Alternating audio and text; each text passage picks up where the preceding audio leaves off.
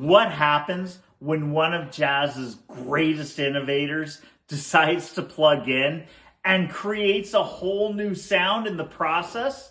Well, you get In a Silent Way. Released in 1969 on Columbia Records, In a Silent Way marks the moment Miles Davis turned electric. It's quiet, spacious, and deeply hypnotic. Not the fiery bebop of his youth, but something altogether new. This was the beginning of jazz fusion. The sessions were recorded on February 18th, 1969 at Columbia's 30th Street studio in New York, the same room where Kind of Blue had been made a decade earlier. But the vibe couldn't have been more different. Miles gathered a dream team of young innovators. Wayne Shorter on soprano sax, Chick Corea and Herbie Hancock on electric pianos, Joe Zawinul on organ, John McLaughlin on guitar, Dave Holland on bass, and Tony Williams on drums. Producer Teo Macero spliced and looped sections of the session tapes, essentially